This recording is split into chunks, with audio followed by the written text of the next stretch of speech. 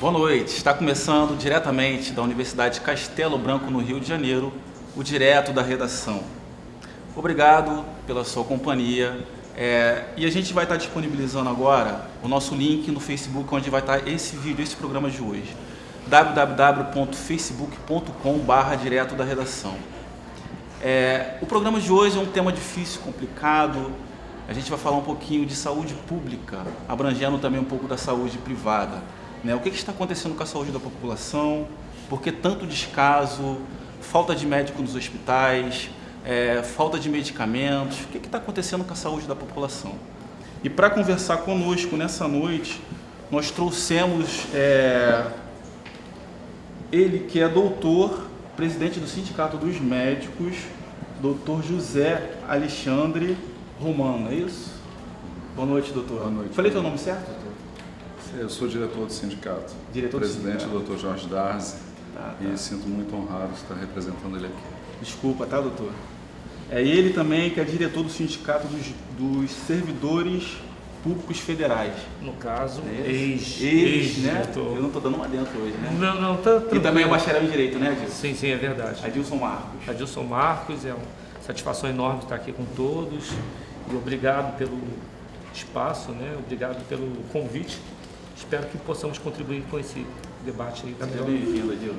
Obrigado. E nós também temos aqui duas pessoas especiais, que é a Mabelle Monedeiro. Ela vai dar um depoimento do que aconteceu com ela, né?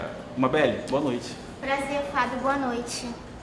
E a Meilane Nierge, né, que é produtora do programa, que ela vai contar uma experiência inusitada que aconteceu com ela. Isso, boa noite a todos. E agora, nós vamos assistir uma matéria especial que vai falar um pouquinho como funciona a saúde no mundo. Roda aí. Grande parte da população inglesa tem preferência em utilizar tanto o sistema público de saúde quanto o privado. Afinal, o nível cultural do povo inglês faz com que eles adoeçam muito pouco e o investimento na medicina é mais avançado. Vale lembrar que o nosso sistema é baseado no sistema britânico NHS, o National Health Service, uma ferramenta crucial em cima do país britânico, em sua capital, em Londres, possui um importante projeto hospitalar situado no Royal London Hospital. Um trabalho organizado pelo grupo filantrópico chamado Vital Art envolve 15 artistas plásticos para redecorar o local infantil, como forma de garantia de um espaço para lazer, aprender e curar os pequenos pacientes. É responsável por trazer cores mais vivas às paredes e assim excluir o gesto triste e de sofrimento que o hospital traz para quem convive. O sistema de saúde da Argentina é bem parecido com o que temos no Brasil atualmente. As únicas diferenças são a existência do setor de serviços sociais, que pode ser classificado como um sistema intermediário que oferece condições um pouco melhores que o setor público, e a grande discrepância entre os investimentos gastos por cada governo na saúde pública. O governo argentino gasta 10,2% do PIB no sistema público de saúde, um valor bem maior do que os 4,7% gastos pelo Brasil. A rede de saúde é composta pelo sistema público, pelos serviços sociais, chamado de obras sociais ou OS, e pelo sistema privado. O setor público inclui aproximadamente 30% do total da população. Em sua maioria, grupos sociais de baixa renda, e também é motivo de reclamação por boa parte dos argentinos que, assim como os brasileiros, encaram um sistema de saúde pública atualmente precária. O setor de serviços sociais é constituído por um seguro social para a proteção dos trabalhadores assalariados e seus familiares diretos, cujo aporte é obrigatório e se realiza através de contribuição tanto dos empregadores como dos empregados. O setor privado, sob a denominação global de empresas de medicina pré-paga, opera com um total de 196 empresas, entre as quais 58% tem base na capital federal, 19% no resto da Grande Buenos Aires e 23% no interior. Como toda rede particular, oferece um atendimento bem mais estruturado com todas as especialidades incluídas, algo que o setor de serviços sociais não garante. No Brasil, possuímos algumas opções quando se trata do tema saúde.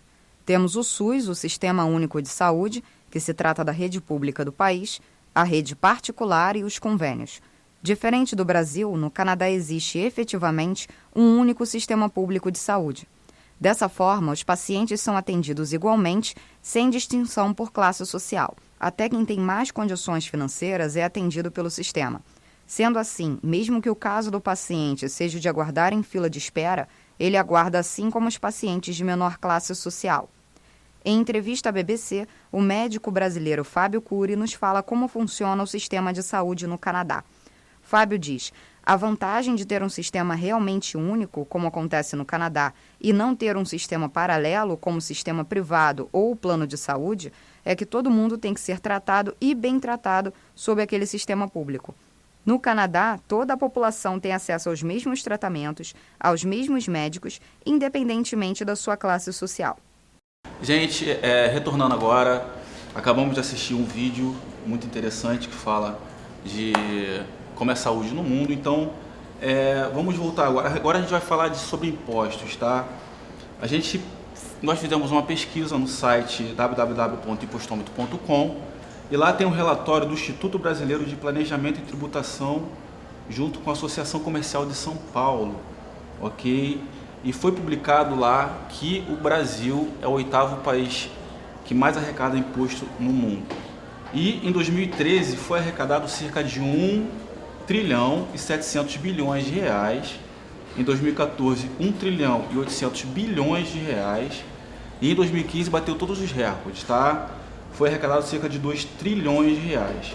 E para vocês terem uma ideia, de janeiro a abril desse ano já foram arrecadados cerca de 560 bilhões de reais. Ok? Será que o problema é dinheiro? O que está acontecendo na saúde, doutor? O que está acontecendo? O problema é dinheiro? O problema é dinheiro, e muito dinheiro. O Brasil é um dos que menos investe dinheiro em saúde, dos países da América Latina. Então nós temos os nossos irmãos aqui. A Argentina investe muito mais que o Brasil, per capita. O Uruguai investe muito mais ainda. E o Brasil ainda investe, na América Latina, valores muito abaixo. Então o Brasil está muito lá atrás em investimento em saúde. Então todos esses trilhões e bilhões não aparecem na saúde. O que a gente tem na saúde hoje é um orçamento fechado de 90 bilhões que demorou a aumentar durante esses últimos 20 anos enormemente. As emendas constitucionais, a falta da CPMF, tudo isso fez com que o orçamento da saúde ficasse mais magro. Então nós temos hoje, por habitante, valores irrisórios, coisas de alguns reais por habitante para investir em saúde. Então fica muito difícil que você consiga contemplar a saúde para todos os habitantes brasileiros como manda a Constituição. Mas com tanta arrecadação assim, o problema ainda continua sendo dinheiro. Exatamente. O grande problema da saúde hoje é sim o financiamento. Não é a má gestão? A má gestão acompanha junto a subfinanciamento. Porque além do subfinanciamento, então, no caso, a má gestão é companheira. Então, no caso, teria que ter um maior repasse para a saúde. Teria que ter maior repasse para a saúde, um maior empoderamento dos gestores, inclusive de escolas de gestão para a saúde que não existe. Hoje você vai gestionar um hospital. Você entrou dentro do hospital, você é médico, fez medicina e vai ser diretor do hospital por indicação política. Isso, se não acabar no Brasil, é um grande problema. A gente não tem uma carreira de gestor no Brasil na área de saúde. E isso por quê? Por falta de investimento também numa carreira de gestor. Sim, entendi. Adilson, concorda? Na verdade, olhando assim? Sim, aqui no caso nós estamos bem à vontade para cada um expor o seu ponto de vista, né? Mas, digamos assim,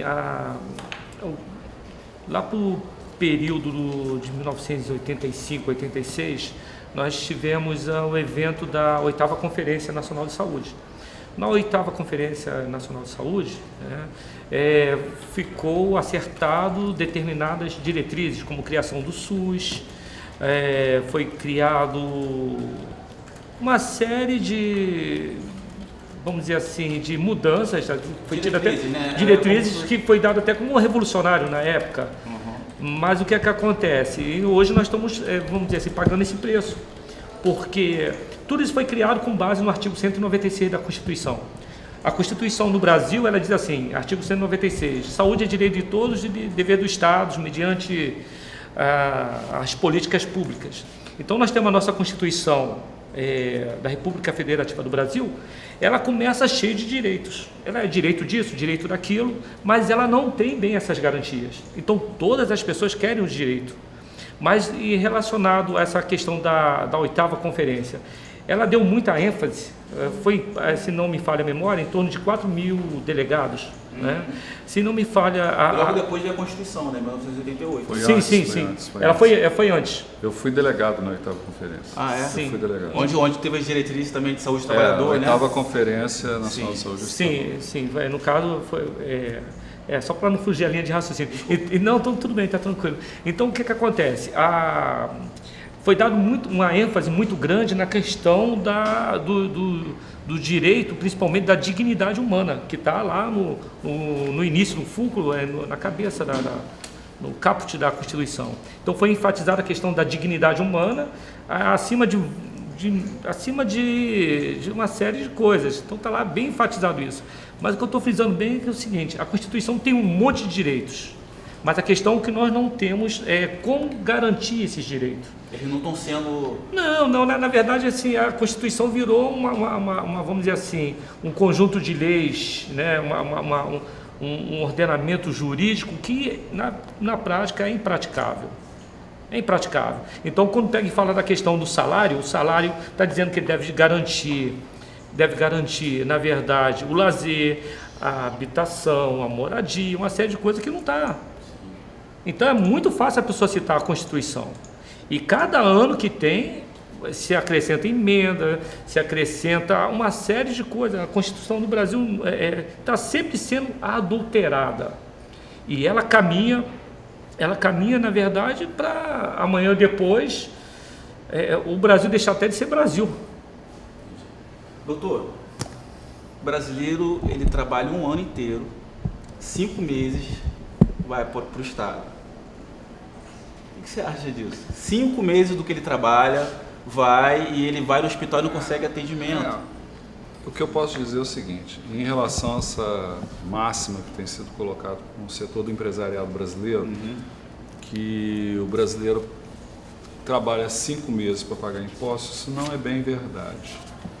Porque as Bom, lembrando que eu tirei Eu sei, né? Mas você tirou isso dentro de um site que é ligado ao empresariado. Isso. O empresariado brasileiro, Só para colocar aqui para quem vai assistir, é a Associação do Comercial Comércio de São Paulo. de São Paulo, né? Os dados, a questão é a seguinte: a arrecadação de impostos, a grande questão é a seguinte, que nós vivemos no Brasil, é que a arrecadação de impostos, ela não chega direto na população, os serviços que esses impostos deveriam... Esse que é o ponto, né? Este é um ponto por causa o Estado brasileiro que nós temos, não é um Estado que teve reformas substanciais, nós estamos ainda discutindo a reforma do Estado brasileiro. Nós estamos vivendo um momento político hoje que está sendo discutido isso. Ele disse uma coisa que eu discordo, muito claramente. A Constituição, na verdade, em 88, nós vivíamos um outro momento político. Nós saímos da ditadura, nós saímos de um Estado que a ditadura colocou um Estado mínimo do mínimo, né? Os direitos sociais eram muito pequenos. Para você ter saúde, você precisava ser colaborador da Previdência Social, senão você não teria saúde, por isso que o pessoal fala a fila do INPS. Sim.